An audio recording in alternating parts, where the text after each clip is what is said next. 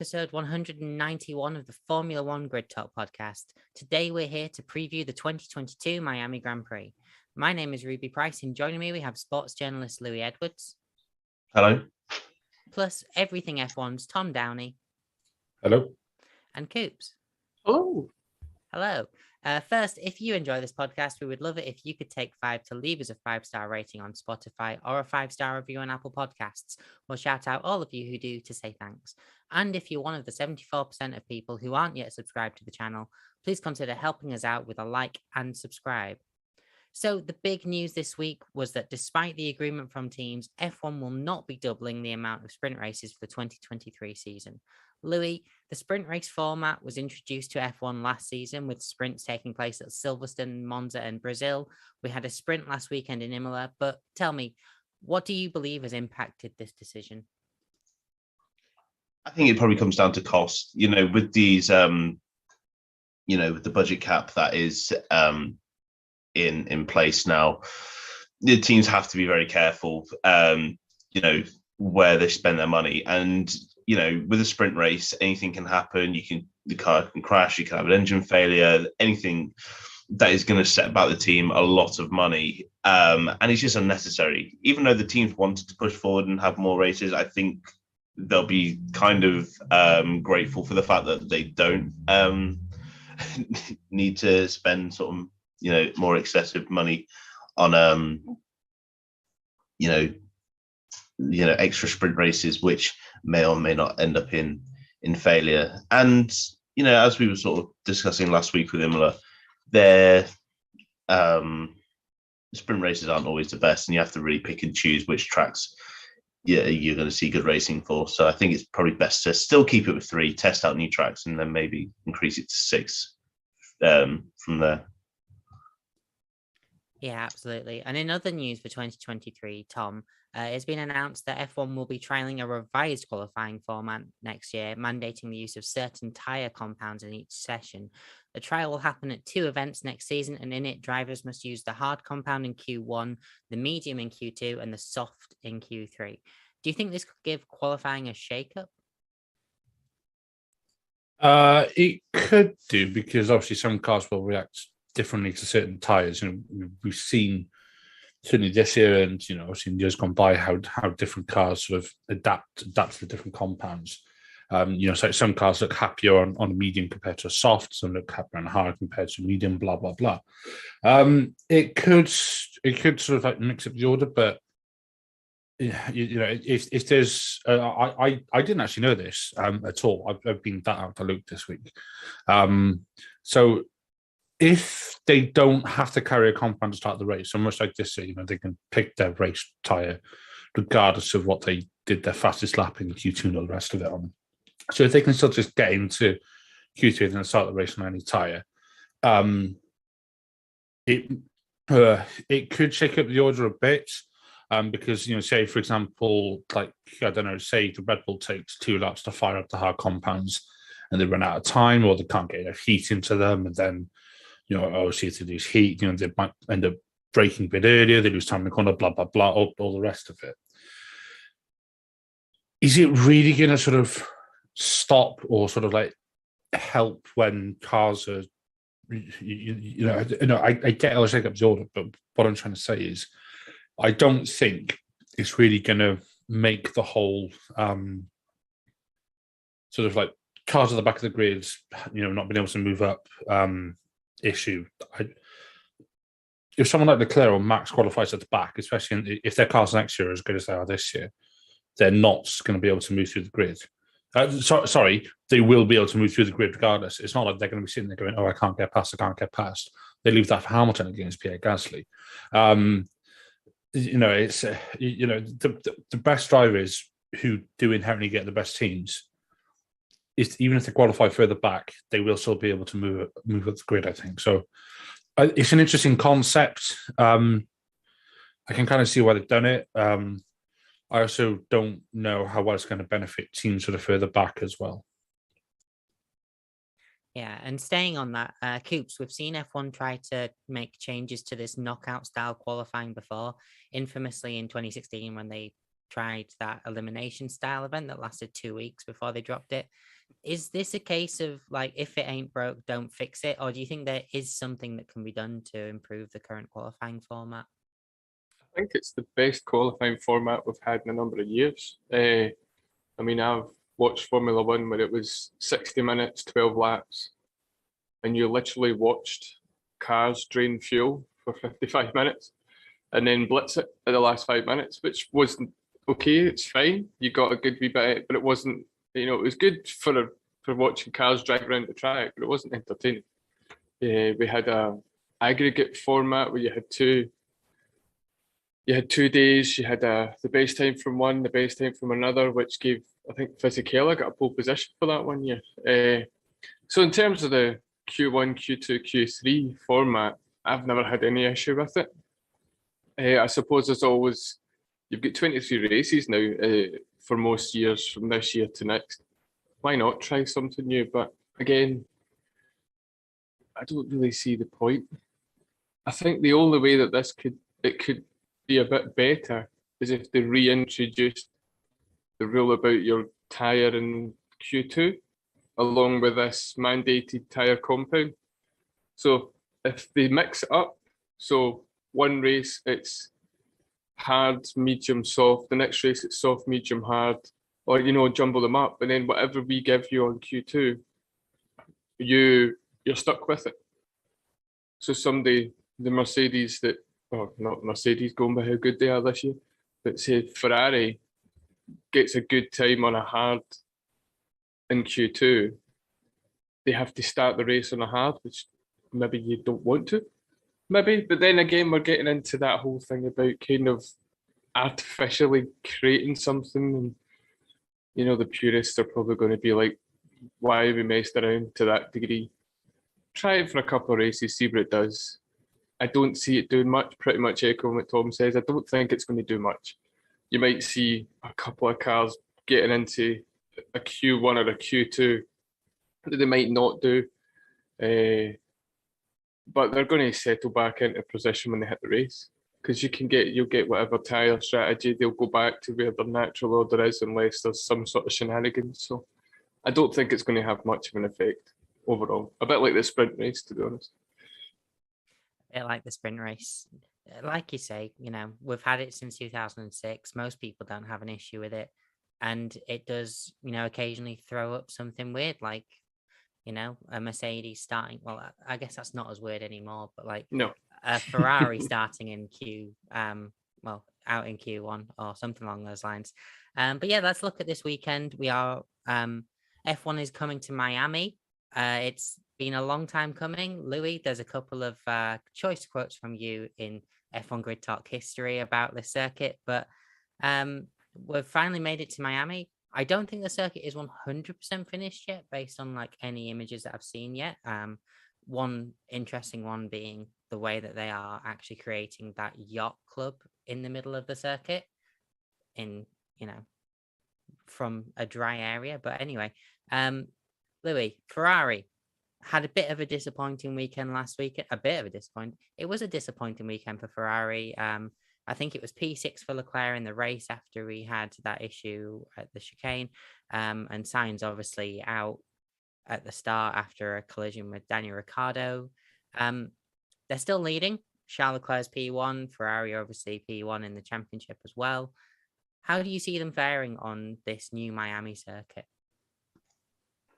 Yeah. Also, I would like to say, just starting my defense, those comments were about the old Miami layout back when it was basically just 2 straight lines and some squiggles around the Miami Dolphins. So, I mean, it's not much better. I'm literally got the circuit in front of me now. It looks like a weird just amalgamation of Sochi, really. But yeah, Ferrari. It's clear that Red Bull have caught up. They were saying that Red Bull had brought some upgrades to the car regarding the floor and what was happening underneath the floor. This like front splitter that they not front splitter, but some like splitter that they have under the floor, which clearly was a huge benefit to them in Imola, and I think it's going to be similar again this weekend. Of course, Ferrari are going to be up there. They have a tremendously fast car. They are going to be up there. You would be very surprised to see any of the two Ferraris maybe outside the top 5. So they're going to be there or thereabouts. But I think it's a new track. It's a lot of unknowns. We don't really know how the cars are going to perform on it. It's going to be a new surface, so it's not going to be rubbered in. There's a lot of variables that are going to come into play for this race. And I think it's going to come down to which of Ferrari and Red Bull adapt to it better, which of the drivers adapt to it better. And, Ferrari have got a lot to prove this weekend, especially after how poor they were in Imola. Sainz will want to probably get to the end of this race beyond the second corner, and then Leclerc will be really wanting to get a win under his belt after making such a very rookie error for Charles Leclerc. He's always usually so consistent and so good, but it's going to be a learning curve for all of the drivers involved, and there's going to be it's a lot of the stake as well. Yeah, absolutely. There is a lot at stake. And after the events of Imola last weekend, Tom, Red Bull have certainly crept up on Ferrari. They're now only 11 points behind in the Constructors' Championship. Max is still 27 points behind in the Drivers' Championship, but it was a lot bigger than that before Imola.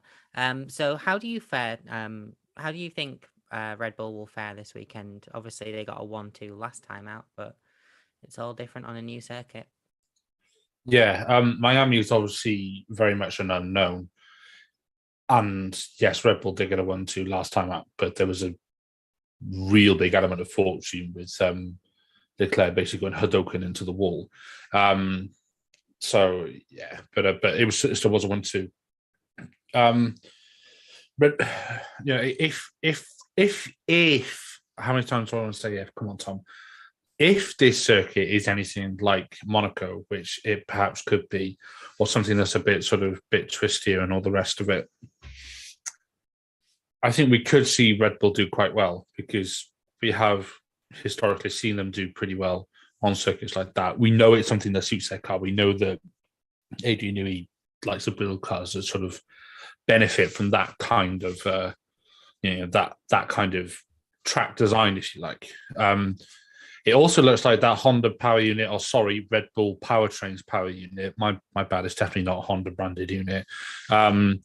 It appears as if Red Bull are beginning to get on top of the reliability issues, because there weren't any grumblings or grumbles last week from Imola. Mind you, there weren't any in Saudi Arabia, and then Max just went absolutely Pete Tong in Australia.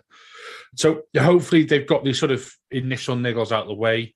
If that power unit can stay reliable, then they've got a good chance. It is ultimately a street circuit, so tapping the desk because I'm just like, I'm trying to be positive, but I just think it's going to be a bit gash. It's just. We've already had one street circuit this year, obviously in Jeddah, and I think Miami's like a sort of like weird Frankenstein of Sochi, Monaco, and Abu Dhabi, I'd say. And yeah, it's just, I think it is going to be a case of whoever gets ahead in quali then gets a better start off the line, and then it's just going to be a procession after that. Obviously, I want to see Red Bull do better because I'm a Max fan. Everybody knows that. But if Ferrari do well, I think at the minute everybody in F1 is quite happy. Well, almost everybody in F1 is happy to see Ferrari back up at the top. So I don't know. Shoot me for sitting on the fence. I don't care. Come at me. Yeah. You heard it here first. Shoot him for sitting on the fence on a podcast. Who'd have thought? Coops, Mercedes P3. George Russell has finished top 5 in every race so far, but a lot of that has obviously come down to troubles ahead of him. But I also don't think that could be discounted with what he's having to work with this season. And it's still a sight better than the Williams of the previous couple of seasons. But do you imagine that Lewis and George can pull anything out of the bag this weekend? It's dependent, probably mostly on the upgrades they're bringing to the weekend. There are upgrades getting brought according to BBC F1. They've said they're bringing some. I don't know what they are, and it's to help with the porpoising, which seems to be the main issue. For anybody that doesn't know, the porpoising has been the ground effect aerodynamic stall causes the car to bounce, and for whatever reason, Mercedes just don't have a handle on it, which means they've got to raise the ride height, they lose downforce, which means they can't stay at the front or be at the front. It's a strange one with Mercedes. They've not been in this position since I think the first year they came into existence, and they realised that wasn't the way to run the team, and they changed it. And then the rest is history. They've been the most popular, the most successful, within the turbo hybrid era. They've won just about everything you can imagine. But then this year they've just got it wrong, and it's a strange one. It's not something anybody should expect to see. So I'm not holding out much hope. I think they'll be there or thereabouts. But I'm trying to say, it's track dependent. We had McLaren had issues in a couple of races, turned up at Australia, done really well. Lando Norris was like, no, it's the track. But every race that we've seen Mercedes on, they've not been good. And then you'd think they would do better at the last race at Imola. And it just didn't happen.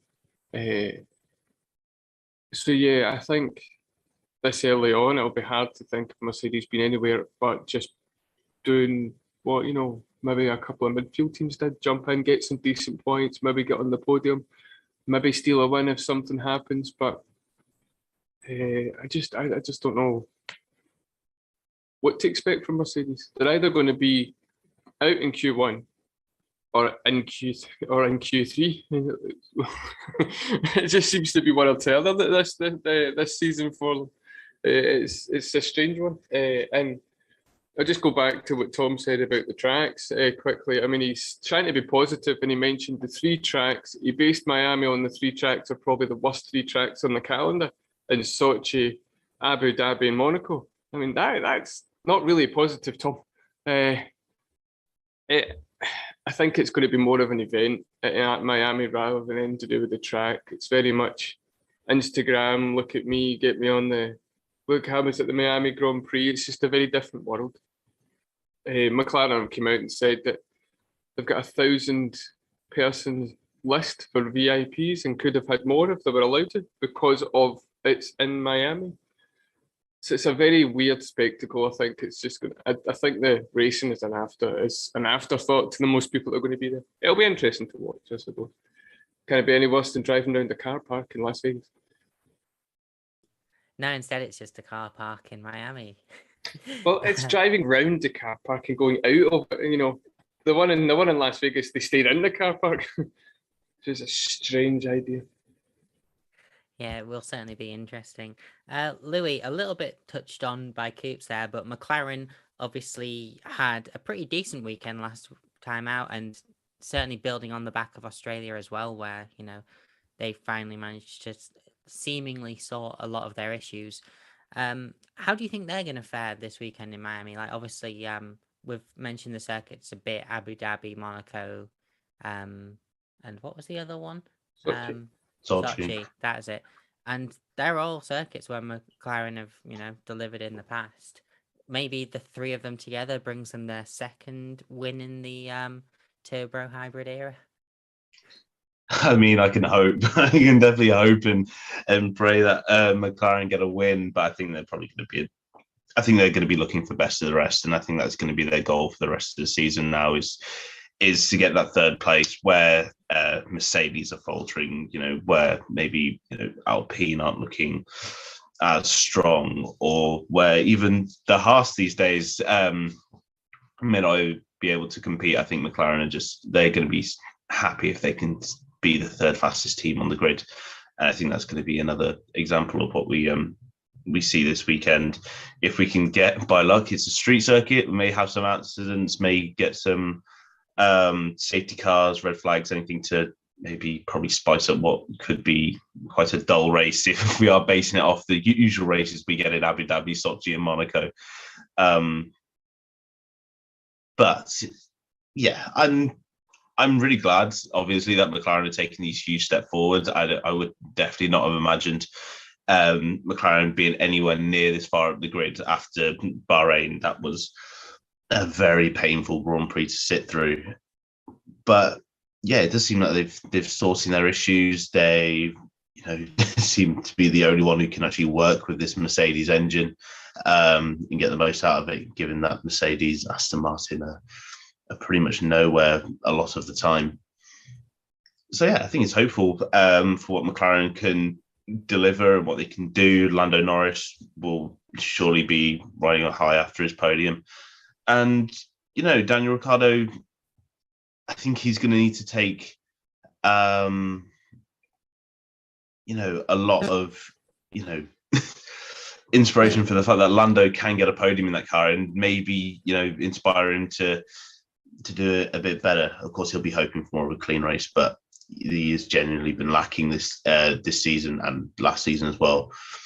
There is potential in that McLaren car, and if both drivers get on board with it, they could be, really, really pushing on and making sure that Mercedes don't get third place in the constructors. Yeah, absolutely. Like after fighting over P3 for the last 2 seasons, McLaren will be, I guess, hoping to make it P3 again this time around, if not better. But Tom, Alfa Romeo, Valtteri Bottas is arguably driving the wheels off of that thing. And Guan Yu Zhou, whilst not exactly lighting anything up, also seems to be doing a rather good, at least steady job in there as well. Yeah, Bottas has looked rejuvenated ever since it was announced last year that he was leaving and that he was going to Alfa Romeo. Maybe it's because it's a multi-year deal. Maybe it's maybe it's because he knows he's not a second driver, because let's face it, he wasn't Mercedes, and obviously at Mercedes he kept on having 1-year extensions, which isn't going to help anybody sort of settle in. But at Alfa, he's the lead driver, he's senior driver. He's in his 30s, I believe, Bottas now. So he's not, he's one of the more elder statesmen of F1. He's looked really comfortable. He's looked composed. He's settled right in that car. He's obviously, Alfa have done a good job this year. I think they have benefited a lot with the much better Ferrari power unit, which obviously 2020 and then 2021 to a lesser extent was not particularly good. But both Alfa and Haas have made absolute strides this year. There is obviously correlation with the Ferrari being better.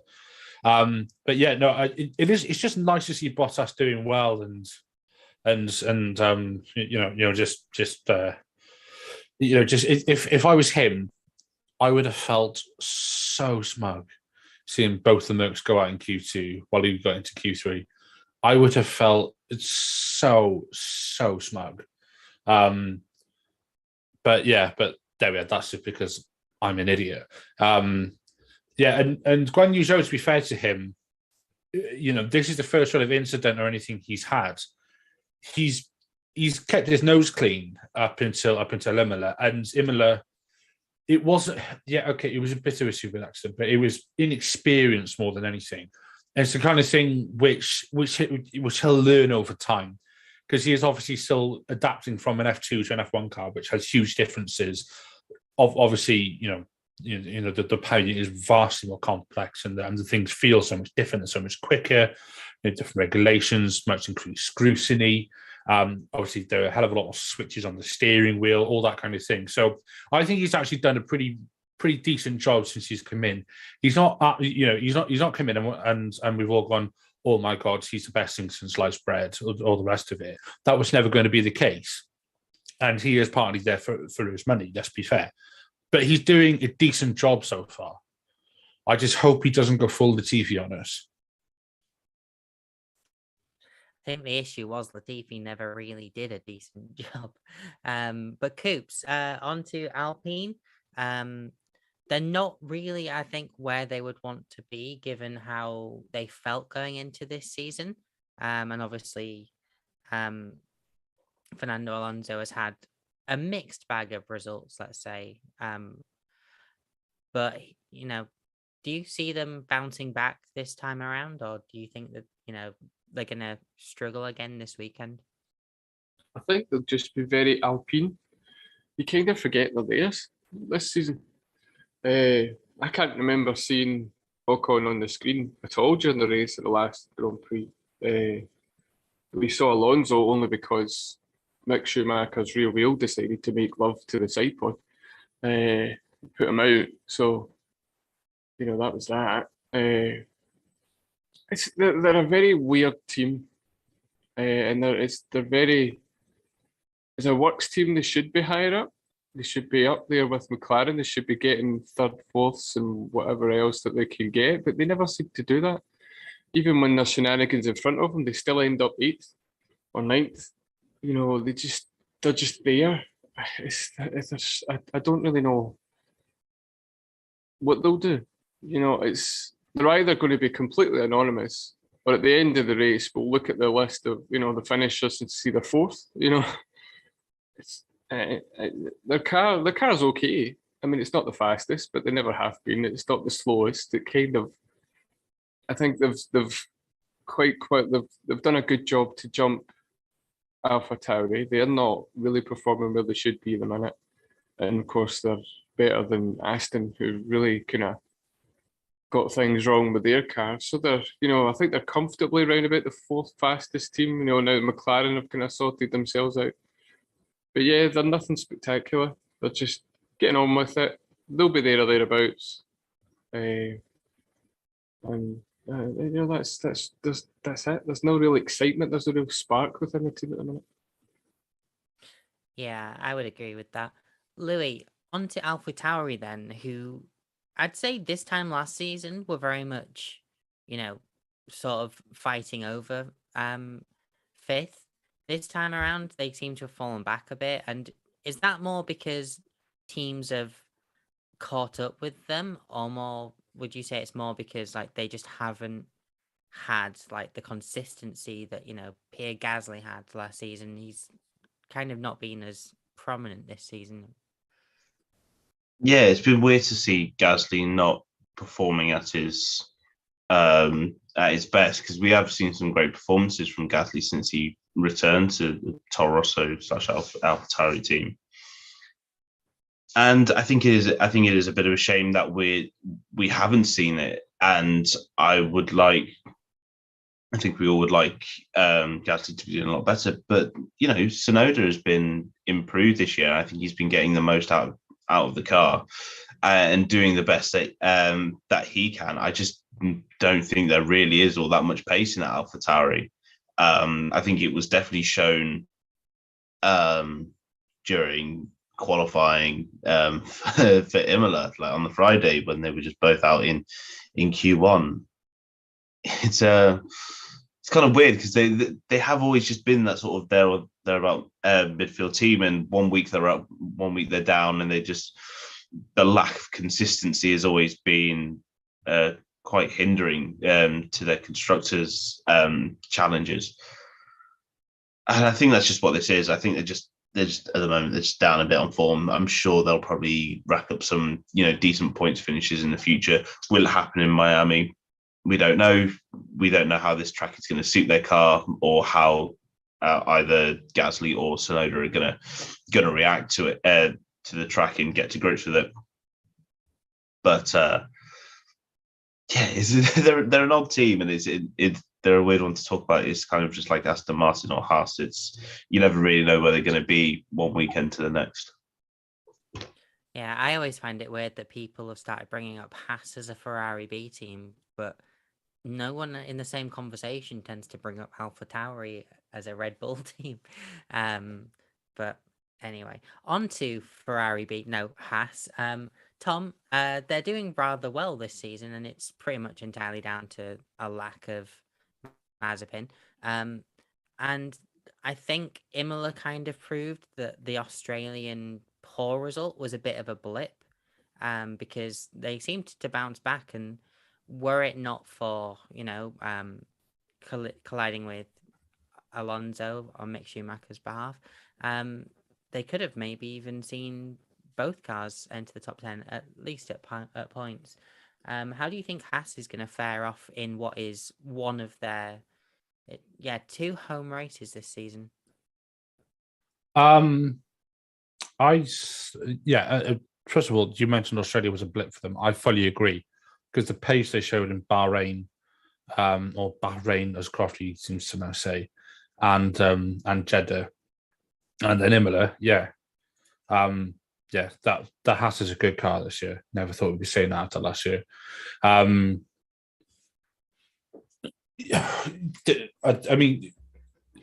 this weekend. I say this weekend. Next weekend, you would have to say, I feel like I have to say that I think Haas will do a good job. But again, because they've, because we don't know what their circuit's going to be like, it may, there may be some characteristics of it which they just can't get to grips with. Whether there's going to be certain aero things, whether there's going to be undulation. I mean, I don't think there's going to be undulation as a street circuit. It's going to be flatter than Kate Moss, but it's think about it.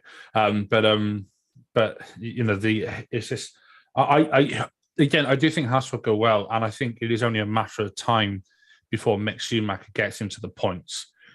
He got a bit unlucky in Imola, but was it he went into Alonso, didn't he? Because he caused all the damage to Alonso's side pod. That's right. Yeah, I thought so. I just rejigging my own memory. It's been a long 2 weeks. No, it hasn't. It's only been a week. Come on, Tom. That says a lot. Haas, you would think they'll go well. I'm expecting them to go well. We saw them at Jeddah. The street circuit, which I think is fairly similar to Miami.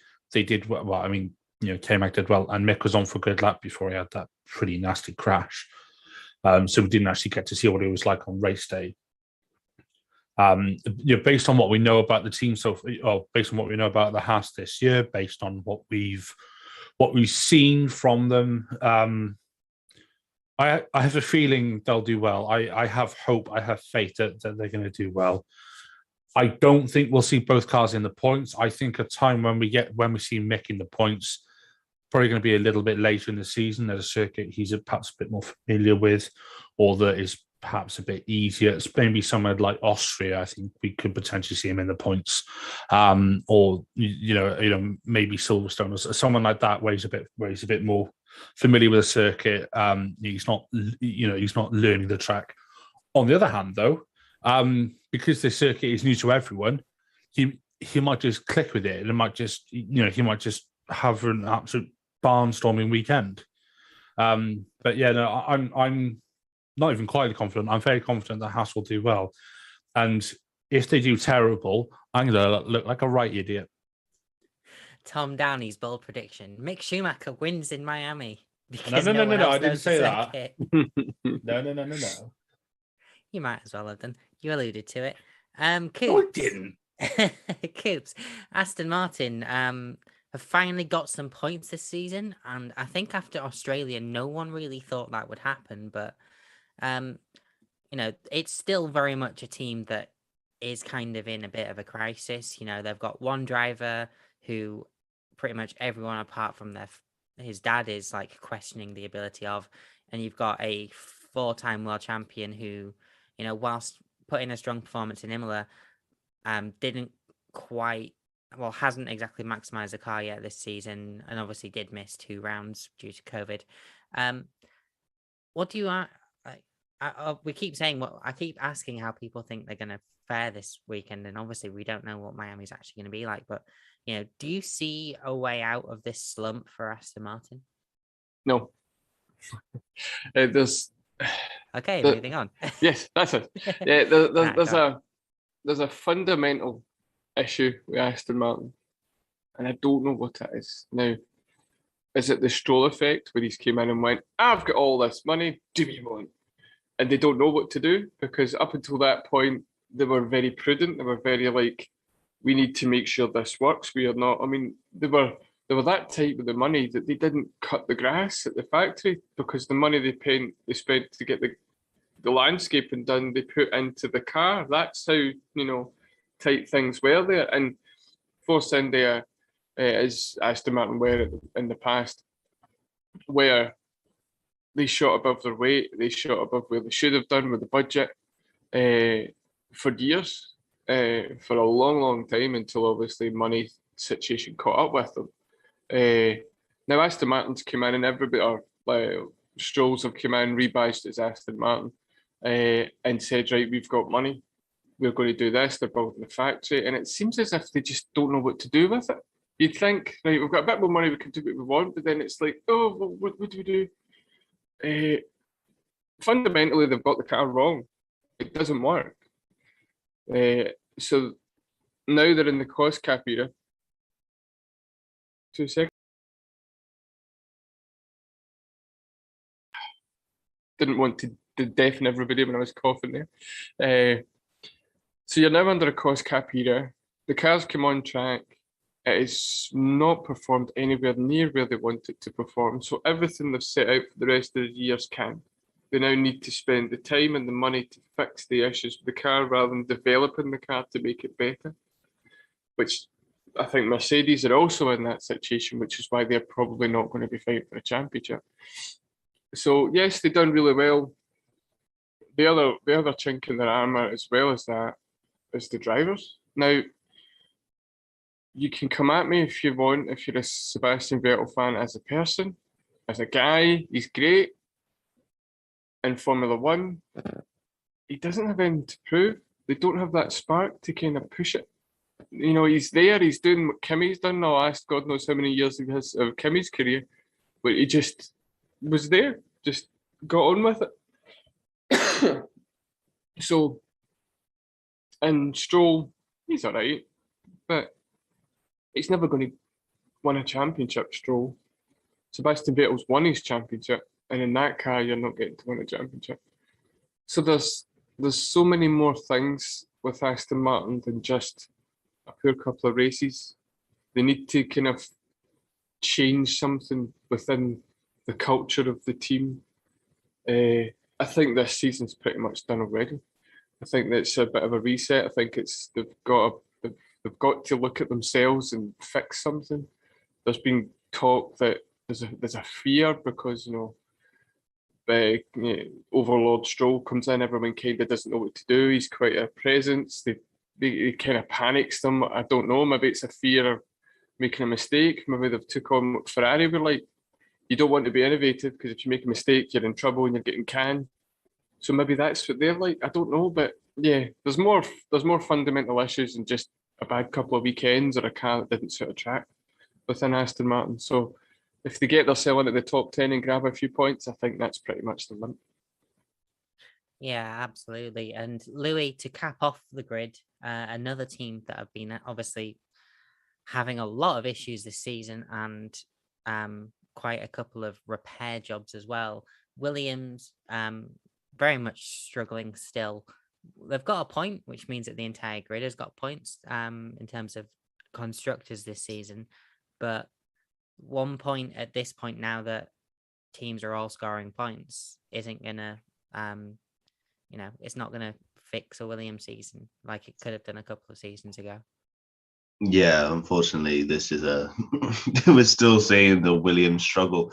Even though I do have to say, defensive Alex Albon, he is doing quite a good job in that Williams, and he is his 10th place in Australia was epic, and he did a fairly good job. I think that went fairly overlooked in Imola, despite the fact he didn't get points. I think he's still doing a very good job. I think the issues are more coming from the other car and a certain Canadian who is behind the wheel, who I think, after a couple of years in this sport, I think people are starting to really realise that he just isn't quite good enough. Louis, we stopped talking about Aston Martin. We're talking about Williams now. There's the other Canadian. But yeah, Latifi. Yeah, I think we're all starting to just understand now that he's probably just not quite good enough, and he is now becoming that sort of the butt of the joke when it comes to driving performances. Now that Mazepin's out of the sport, and I think Guan Yu Zhou is doing a lot better than a lot of people would initially give him credit for. So yeah, I don't think things are really going to change all that much for Williams. I can't see them, developing this car immensely.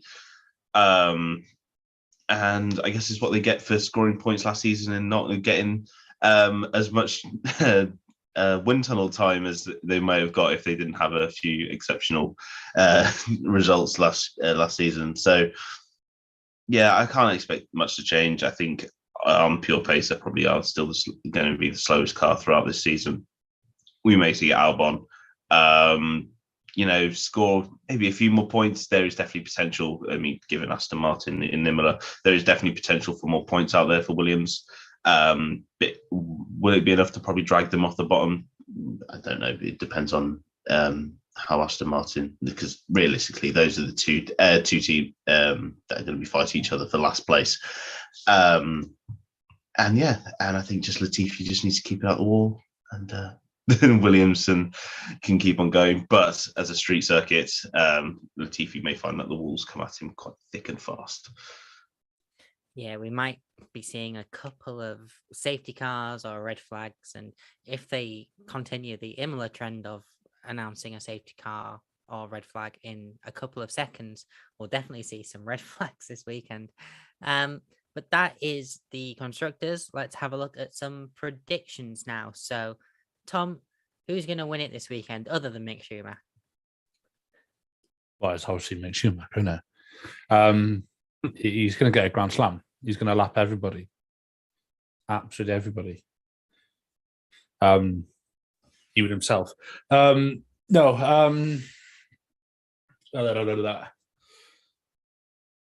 going to say, shock horror, I'm going to say Max is going to win. I can see Ruby rolling her eyes. I think Leclerc will come home second. If Carlos Sainz can keep it, sorry, just see a cat walking through, don't mind me.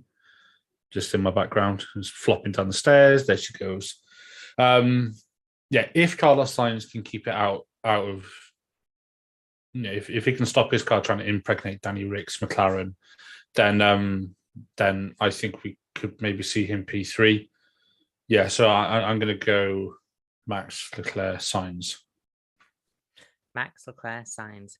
Well, Coops, I was only going to ask you for your winner, but we'll continue the trend that Tom Downey has set. So your podium for the weekend, please. I'm so sorry. Okay, I'm going to say it's Max again. I think they've got a handle on the reliability, and Max just doesn't make mistakes. This is the thing about Leclerc and Max. Leclerc shouldn't do what he did in the last race and bin it like that. That's just, if you want to win world championships in Formula One these days, you can't do that, even this early on in the season. So I think it's Max. Max, Perez, and Leclerc is my top three. Almost the same as Imola. Obviously, the Ferrari being the substitute there. But Louis, your top three, please. I'm going to make it a Grand Slam home run for Max on the top step. I think then it's going to be Charles P3. And I'm going to go, Charles P2 and Perez P3. I'm going to break the duck and think that Leclerc might bounce back this weekend. So I'm going to put Leclerc on top. I'd also like Sainz to have a strong weekend, but I'm going to put him P3 and then Max is going to occupy P2. Bold predictions now. And I'll go straight to. Oh, he's back. I'll go to Tom. Bold prediction for this weekend, please, Tom. Okay. Apologies, I had to blow my nose out, so I turned the camera off. Bold prediction. Mick Schumacher gets a Grand Slam. No.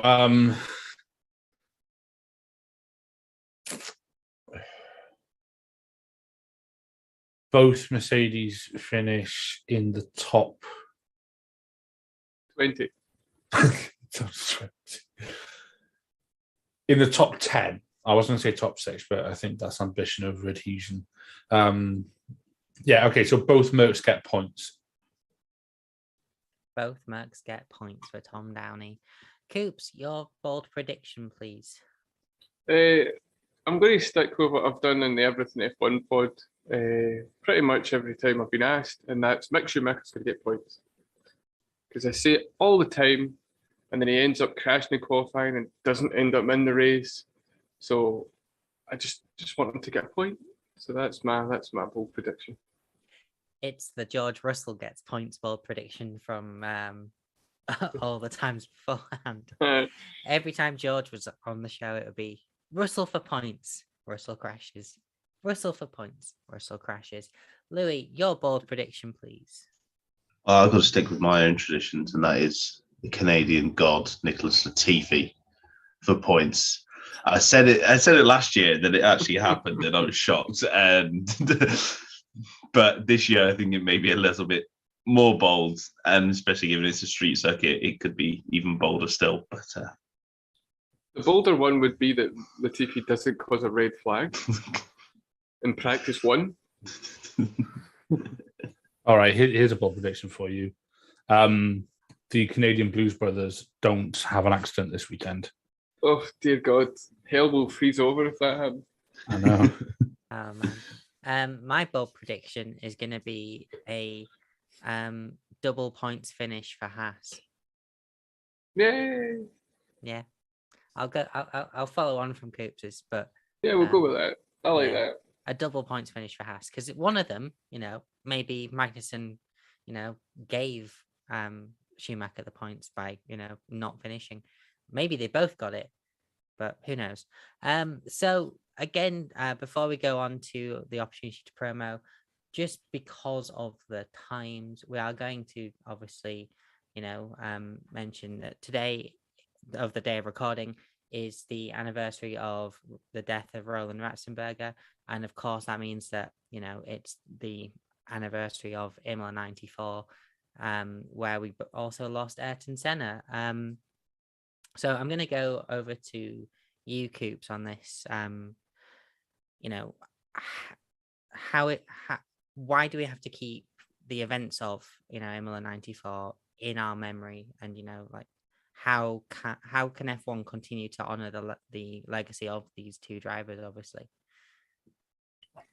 I mean, I don't think it can really be expressed, the impact of losing Ayrton Senna that weekend and the whole weekend itself. But Ayrton Senna himself, he was the legend of the sport. He was, he finally went into Williams. He wasn't having a great season, and then, what happened in 1994. I was a very young man at the time, and the image of it, running down the stairs, I was living at home, putting on the big telly, as we said, got the house to myself, everyone's having a sleep in, it's Sunday morning. And you can see the image, and even back then as a young boy, I was about 12 at the time, even I knew it wasn't right. It was just weird. I'm like, right, get out the car. Oh, you didn't? Okay.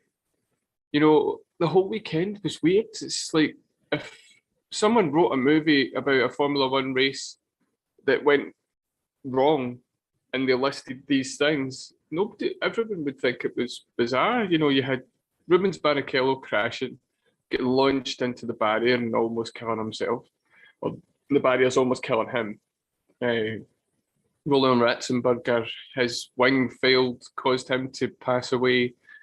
Ayrton Senna passed away. JJ Leto had a really massive accident in the start, which caused the race to be red flagged.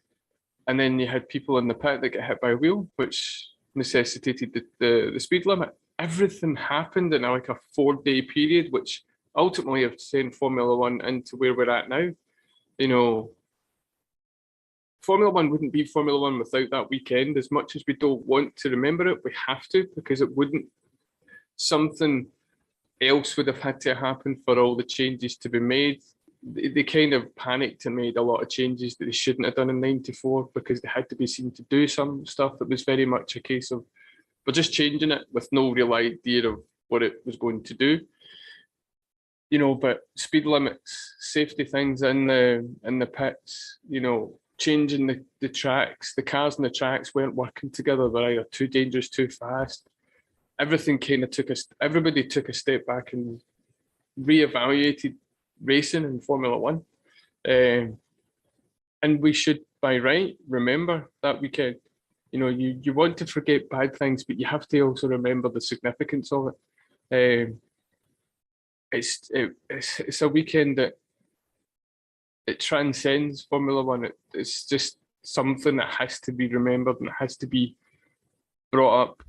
And even at worst, gives us an opportunity to remember how good Ayrton Senna was, how good Rubens Barrichello's career was, and, you know, maybe even keeping the memory of Roland Ratzenberger very early on in his career. I think it was his first or second race.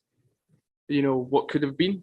I noticed on Twitter after the race last weekend that his dad was actually at the race with the helmet from 1994, which, you know, you had to take a wee minute. There's a wee tear in the eye there when you're like, oh, the man. So he's still keeping his son's legacy alive. And as a Formula One family, we should do the same. Yeah, absolutely. Tom, was there anything else you wanted to add to this? Yeah, you know, I just want to sort of like echo what Coop said. Coops, you just spoke very, very well about the whole weekend itself, and I'm not going to talk too much about 1994 because it was 6 or so months before I was born. No, I wasn't born until November 1994, so I don't actually remember it. Yes, but I'm an older one. Older and wiser Coops. But you know, for F1, for F1, what we need to remember is the lessons learned from this just tragic weekend. You know, we lost 2 drivers. We almost lost 3 and could have lost 4 that weekend. First of all, let's be thankful that we didn't. But also, if you look at the changes that F1 put in after Imola 94, you know, if you look at sort of subsequent accidents afterwards, as you know, as the sport has evolved and the safety has evolved, you know, the last time we saw a driver lose their life was obviously Joe Bianchi in an F1 car, and then if you look at the likes of Grosjean's crash from 2020, the advancements in safety with things like the HANS device, with the carbon monocoque, with the stronger built cars, with the crash helmets, with the gloves, with everything the drivers have. You know, it's sad that it took what happened at Imola for F1 and FIA and just to the sport in general to really begin to improve things. But sorry, my cat's licking me. That's really weird. Really interrupting my flow. But F1 has learned from its past mistakes, and that's one of the biggest things from it is that we don't have these kind of accidents anymore. It's like these days in F1, when you see a big accident, if you take Max at Silverstone last year, for example, that was a huge impact into the wall, and he walked out the car. You know, Grosjean, he pulled himself out of a fireball. He literally is the man who walked out of fire. And you know, Charles Leclerc had a huge impact at Monza in 2020, which brought a red flag. He walked away. Alonso, back in 2016, he walked away after his car barrel rolled about 3 times and hit the wall. F1 has come an awfully long way in terms of safety, you're protecting the driver. And it's good that as a sport, it learned from the mistakes and the incidents that happened at Imola. It's good that we very, very, very, very, very, very rarely see any kind of incident that we think will even get close to being somebody being hospitalized, let alone somebody being, let alone seeing a driver lose their life. So as tragic as that weekend was, F1 and the safety of motorsport in general is just an awful lot better than it was. Yeah, absolutely. Very well put from both of you. So now I think it's a good opportunity to give people some promo. So obviously, Louis, you occasionally do things for Spotlight Pro as well. But if people want to find anything that you do, where should they go? Oh, more commonly than not, I'm actually just a host of this podcast, to be honest. But otherwise, you can find me on Twitter at L_G_Edwards. If you want to, find more from me and my more personal opinions on Formula One and any other sports, really. Yeah, absolutely. And obviously, we've got the pair from Everything F1. I'll let either of you take this to, explain Everything F1, or even just, where people can go if they want to find you yourselves online. Alrighty. Well, Everything F1's been going for a few years now. We can be found on just about every social media platform at Join EF1. We tend to focus on Formula One, but do dip our hand in the occasional Formula E, IndyCar sort of stuff. We have our own podcast, can be found in pretty much every podcasting streaming service, including Apple and Spotify. Personally, I am on Twitter at Jamie_EF1 as well. So come along. We've also got a website on Everything F1 at everythingf1.com. Fabulous. And if people want to find me, I mostly just tend to be on these podcasts at this point. So make sure you are subscribed to Formula One Grid Talk. But also, if you want to find me on any of the socials, it's probably at Rubes, RUUBEZ. Maybe stick 001 if you can't find me at that point, just because someone will have got there first. But at that point, Grid Talk is available on YouTube, where most episodes are recorded live, as you can see if you are watching the live stream, as well as Amazon, Spotify, Google Podcasts, Apple Music, Verbal, Omni Studio, and Pocket Casts. Just search Formula One Grid Talk for our back catalogue of shows with previews and reactions to qualifying and race results. Please consider supporting the channel on Patreon so we can get mics, lights, and better recording equipment. You can get your hands on some official Grid Talk merchandise on f1chronicle.com/store. Also, make sure you subscribe to be the first to know when each new weekly episode is released. We'll be back soon with plenty more F1 content. Thank you very much to the panelists for joining me. Thank you. No worries. Pleasure. Cheers.